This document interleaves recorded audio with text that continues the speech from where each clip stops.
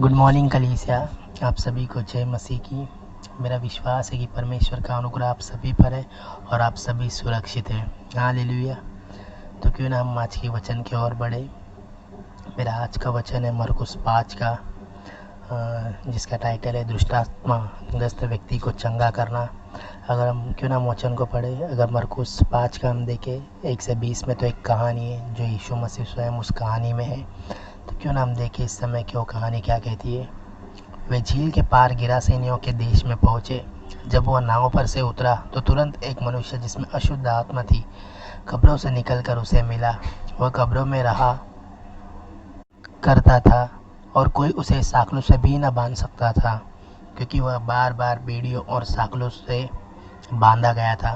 पर उसने साकलों को तोड़ दिया और बेड़ियों के टुकड़े टुकड़े कर दिए थे और कोई उसे वश में नहीं कर सकता था। वह लगातार रात दिन कब्रों में, पहाड़ों में चिल्लाता और अपने को पत्थरों से घायल करता था। वह यीशु को दूर ही से देखकर दौड़ा, उसे प्रणाम किया और ऊंचे शब्द से चिल्लाकर कहा, हे यीशु, परम प्रधान परमेश्वर के पुत्र, मुझे तुझसे क्या काम। मैं तुझे परमेश्वर की शपथ देता हूँ कि मुझे पीड़ा न दे। क्योंकि उसने उससे कहा था, हे अशुद्ध आत्मा, इस मनुष्य में से निकल आ। उसने उससे पूछा, तेरा क्या नाम है। उसने उससे कहा, मेरा नाम सेना है, क्योंकि हम बहुत हैं। और उसने उससे बहुत विनती की, हमें इस देश से बाहर न भेज। वहाँ पहाड़ों पर सुअर का एक बड़ा झुंड चर रहा था। उन्होंने उससे विनती करके कहा, हमें उन सुअरों में भेज दे कि हम उनके भीतर जाए।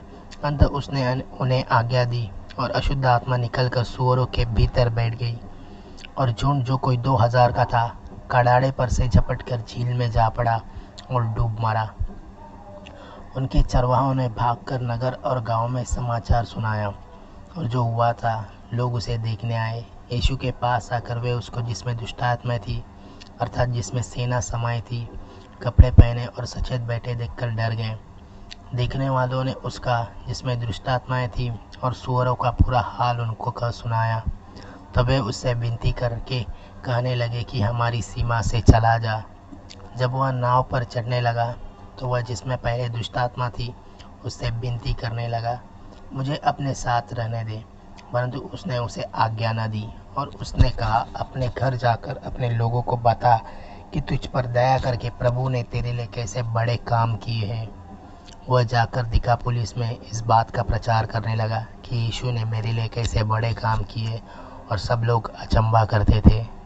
हालेलुया। तो क्यों ना हम इस समय प्रार्थना करें।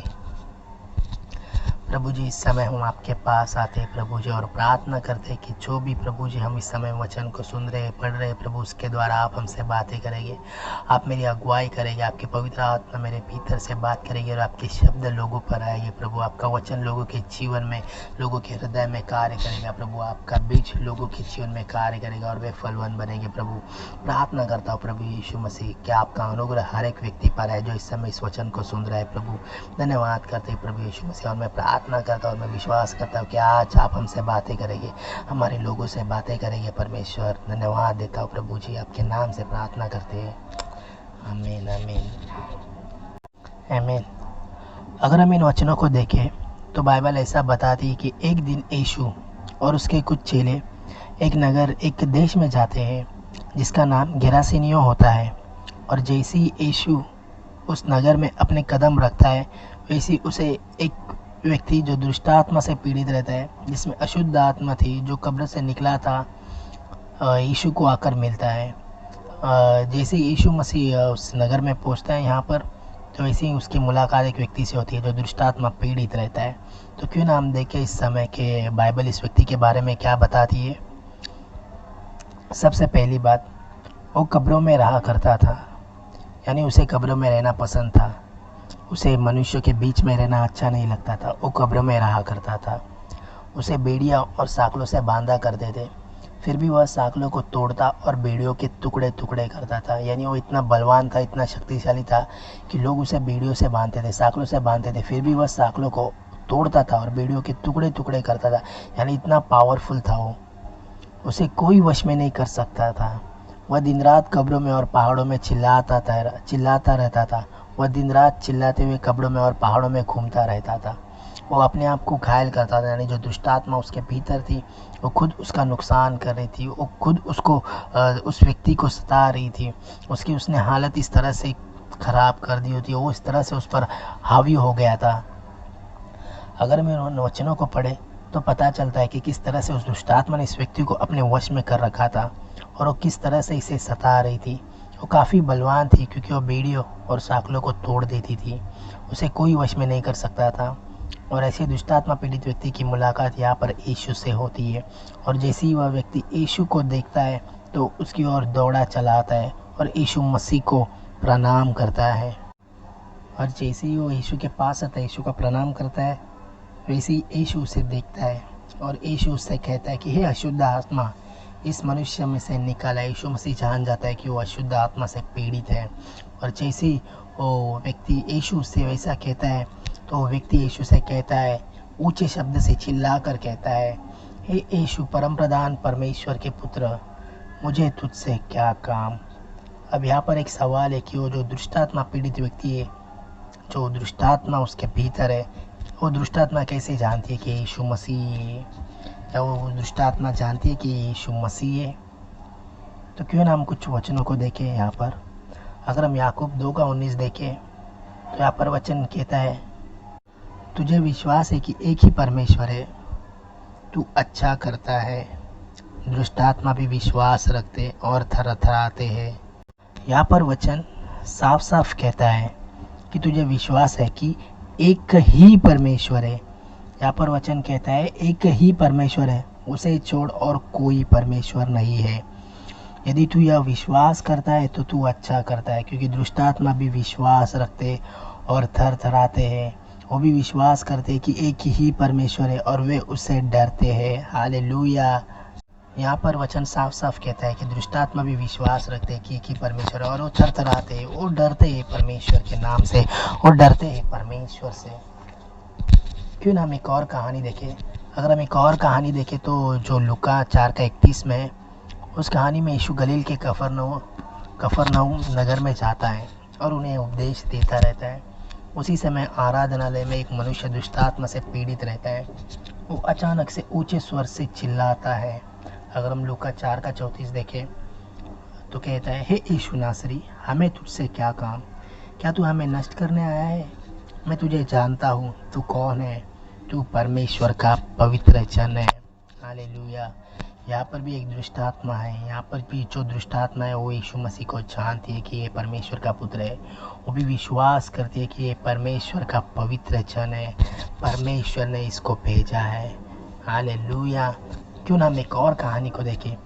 अगर हम आगे देखते हैं कि दृष्टांत जो लूका 4 में कहता है, लूका 4 का 38 से 41 में, अगर लूका 4 का 38 से 41 में अगर देखें तो यीशु पतरस के घर में जाता है और वहाँ पर उसकी सास को ज्वर यानी बुखार चढ़ा हुआ रहता है, और यीशु उसके लिए प्रार्थना करता है और वो ठीक हो जाती है, उसका ज्वर पूरी तरह से उतर जाता है। उसके चेले यह सब देखते और जितने लोग उस क्षेत्र में बीमार होते, जितने उस नगर में बीमार थे, वो उन सब बीमारों को यीशु मसीह के पास लेके आते ताकि उस पर हाथ रखे और उसके लिए प्रार्थना करें और वे ठीक हो जाए। और अगर हम 4 का 41 वचन देखें, और दुष्टात्मा भी चिल्लाती और यह कहती हुई कि तू परमेश्वर का पुत्र है, बहुतों में से निकल गई, पर वह उन्हें डांटता और बोलने नहीं देता था, क्योंकि वह जानती थी कि वह मसीह है। हालेलुया। वचन देखिए, यहाँ पर भी वचन साफ साफ कहता है कि दुष्टात्मा चिल्लाती और यह कहते हुए जाती थी कि तू परमेश्वर का पुत्र है, ये परमेश्वर का पुत्र है। दुष्टात्मा यीशु के सामने कांपती, थरथराती, क्योंकि वह जानती थी कि यह मसीह है। हालेलुया। यहाँ पर भी जो व्यक्ति है जो दुष्टात्मा से पीड़ित रहता है, वो भी यह जानती है कि यह जो मेरे सामने खड़ा है वो परमेश्वर का भेजा हुआ है, परमेश्वर का पुत्र है, पर जो इस जगत को बचाने को, शैतान से छुड़ाने को, उनके पापों से इन्हें मुक्त करने आया है, उनका उद्धार करने आया है। वो परमेश्वर का पवित्र जन है और वो यीशु मसीह है। हालेलुया। वो मसीहा है इनका। हालेलुया। वो भी ये विश्वास रखते हैं। और जैसे ही वो दुष्टात्मा यीशु मसीह को देखती है तो वो डर जाती है और कहती है, मुझे तुझसे क्या काम, मैं तुझे परमेश्वर की शपथ देती हूँ, मुझे पीड़ा ना दे। और जैसे ही वो दुष्टात्मा पीड़ित व्यक्ति यीशु मसीह के पास आता है तो यीशु मसीह उससे पूछता है, आगे यीशु उससे पूछता है कि तेरा नाम क्या है, और वो कहता है मेरा नाम सेना है, क्योंकि हम बहुत हैं। यहाँ पर जो दुष्टात्मा से पीड़ित रहता है उसमें एक ही दुष्टात्मा नहीं होती, बल्कि उसमें बहुत से दुष्टात्माएं होते हैं। अगर हम सेना को देखें तो हमें पता चलता है कि सेना यानी काफ़ी भारी संख्या में होती है। इस व्यक्ति में भी काफ़ी भारी संख्या में दुष्टात्मा थी, इसलिए वो अपने आप को सेना यानी एक प्रकार से पलटन कहती है।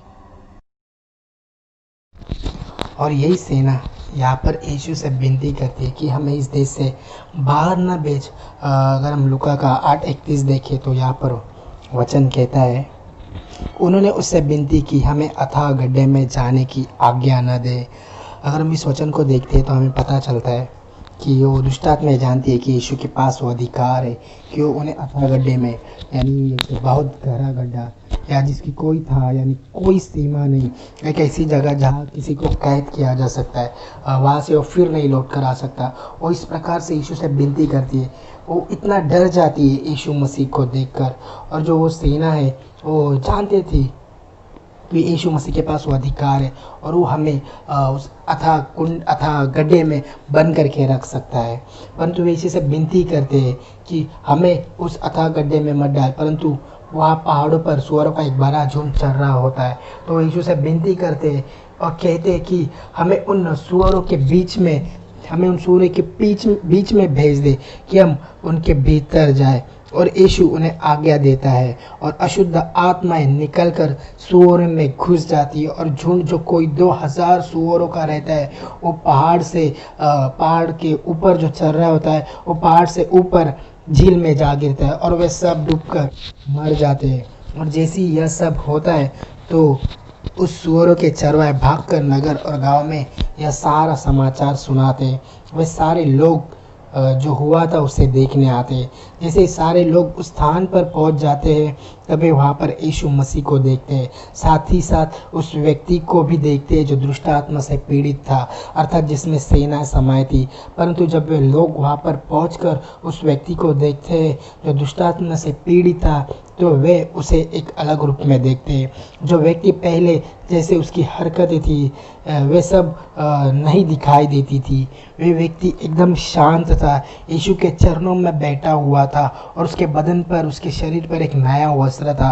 वो एक नया वस्त्र उन्हें देखने मिलता है जो यीशु मसीह उसे पहनाता है। और जो चरवाहे होते हैं वे पूरा वहाँ का हालचाल पूरे गांव के लोगों को बता देते हैं। तब गांव वाले डर जाते हैं और वे यीशु से विनती करते हैं कि इस सीमा से चला जा। यहाँ पर कुछ बातों को मैं आपके साथ बांटना चाहूँगा। सबसे पहली बात, हमने देखा कहानी में कि जो सेना थी वो 2000 सुअरों के बीच में गई और वो सुअर पहाड़ से नीचे गिरकर मर गए। क्या यीशु मसीह ने यहाँ पर किसी का नुकसान किया है? क्या वहाँ पर जो चरवाहे थे परमेश्वर ने उनके कामों को ले लिया, उनके काम उनसे ले लिए, उनका काम उनसे चला गया है? नहीं। अगर व्यवस्था के अनुसार देखें तो व्यवस्था के अनुसार सुअर एक अशुद्ध जानवर माने जाते हैं। और इस नगर में जो लोग थे उनमें से कुछ लोग गैर यहूदी भी थे और सारे लोग जो नगर में रहते थे, नगर के आसपास रहते थे, वो सुअरों को खाते थे। इसलिए वो सुअरों को चरा रहे थे, उनकी देखभाल करते थे ताकि वे उन्हें खा सके, उनको बेच सके। और यह व्यवस्था के विरुद्ध था। अगर हम लेवी व्यवस्था 11:7 देखें, और सुअर जो चिरे अर्थात फटे खूर का होता तो है परंतु पागुर नहीं करता, इसलिए वह तुम्हारे लिए अशुद्ध है। यहाँ पर वचन कहता है अगर हम सुअरों को खाते हैं, अगर वे सुअरों को खाते थे तो वे एक प्रकार से पाप करते थे, वे व्यवस्था को तोड़ते थे, परमेश्वर के विरुद्ध जाते थे, क्योंकि परमेश्वर ने इन्हें अशुद्ध ठहराया था। और इस गांव के लोग इस पाप में थे, व्यवस्था के विरुद्ध थे। और यीशु मसीह इन्हें इस पाप से बचाने, उस व्यवस्था के अधीन होने के लिए उस सेना के झुंड को सुअरों में भेज देता है ताकि वे सुअर नाश न हो जाए। और यीशु मसीह इन्हें उस पाप से बचा सकता है, उस पाप से बचाता है। इसलिए यीशु उन सुअरों का नाश करता है ताकि उस नगर को बचा सके। परंतु वे लोग इस बात को समझ नहीं पाते, वे लोग डर जाते कि इसने हमारा नुकसान किया है, इसने पूरे सुअरों को ख़त्म कर दिया है। अगर हम दूसरी बात देखें कि जब वे वहाँ पर जाते तो वे देखते कि जो व्यक्ति दुष्टात्मा से पीड़ित था वो ठीक हो गया था। उन्होंने उस पर एक नया वस्त्र देखा और वो वस्त्र उसे यीशु मसीह पहनाता है। वे देखते हैं वो व्यक्ति पूरी तरह से ठीक हो गया है, परंतु वे उस व्यक्ति के चंगा होने से वे खुश नहीं थे, बल्कि वे दुखी थे क्योंकि उनका नुकसान हो गया था।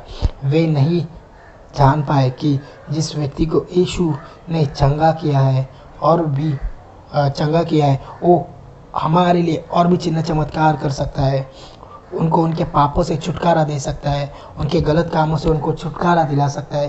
परंतु वे अपने नुकसान के डर से यीशु से विनती करते हैं कि वे इस सीमा को छोड़कर चला जाए। और जैसे ही यीशु नाव पर चढ़ने लगता है तो वह दुष्टात्मा पीड़ित व्यक्ति यीशु से विनती करने लगता है कि मुझे अपने साथ रहने दे।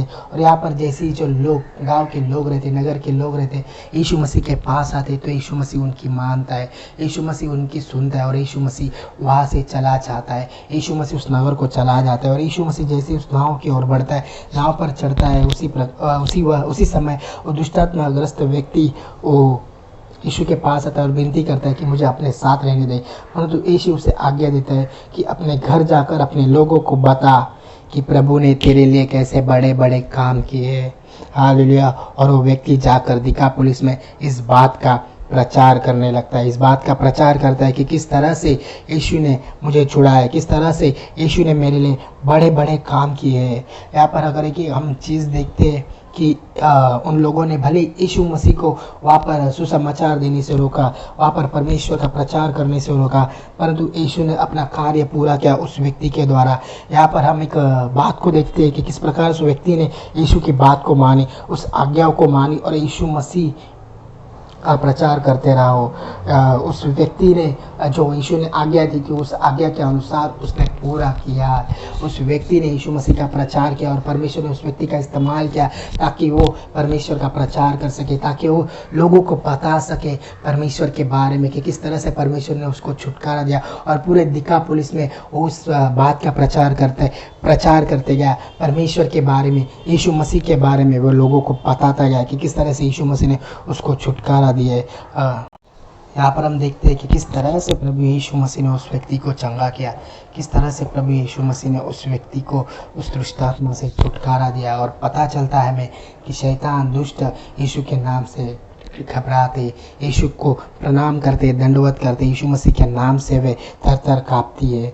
और ये हमारा प्रभु यीशु मसीह जो बलवान है, जो सर्वशक्तिमान परमेश्वर का पुत्र है। हालेलुया। मैं आपसे कुछ अपने जीवन के बारे में कुछ शेयर करना चाहता हूँ। मैं भी एक प्रकार से एक गंदा जीवन जी रहा था। मैं भी हर दिन पाप करता था, हर एक गलत कामों को करता था। मेरा जीवन भी नाश की ओर बढ़ रहा था। मैं कुछ अच्छा काम नहीं करता था, सब गलत और बुरे कामों में फंसा हुआ था, सब गलत और बुरे काम करता था, बुरी संगति में था, गलत आदतें मुझ में थी। मैं भी उस अंधकार में था और अपने जीवन को नाश की ओर लेकर जा रहा था। कोई मुझे समझाने वाला नहीं था, कोई मुझे सुधारने वाला नहीं था। मैं अपने लाइफ अपने तरीके से जी रहा था और मुझे पता नहीं चल रहा था कि मैं किस तरह का लाइफ जी रहा हूँ। मैं भी उस दुष्ट के वश में था और वो मुझे पूरी तरह से जकड़ लिया था, वो मुझे पूरी तरह से नाश कर रहा था, वो मेरे जीवन को पूरी तरह से खा रहा था, ख़त्म कर रहा था वो मुझे। परंतु एक दिन एक भाई ने मुझे प्रभु यीशु मसीह से मिलाया। एक दिन एक भाई के द्वारा मुझे प्रभु का सुसमाचार सुनाया। मैंने प्रभु के बारे में जाना, मेरी मुलाकात प्रभु यीशु मसीह से हुई और उसने मुझे चंगा किया, मेरे पापों को अपने लहू से धोया, मुझे अंधकार में से अपनी अद्भुत ज्योति में लाया, मेरे जीवन को नाश होने से बचाया और विश्वास के द्वारा मुझे अनंत जीवन दिया है। मेरे जो पुराने वस्त्र थे, जो पाप से भरे हुए थे, उसे हटाकर उसने अपना नया वस्त्र दिया और अपने प्रेम को मुझ पर प्रकट किया। आज मेरा उद्धार हुआ है केवल यीशु मसीह के द्वारा। जिस प्रकार मेरा गलत बातों से छुटकारा हुआ, जिस प्रकार उस व्यक्ति का छुटकारा, उसी प्रकार आज यीशु मसीह आपको भी छुटकारा देना चाहता है।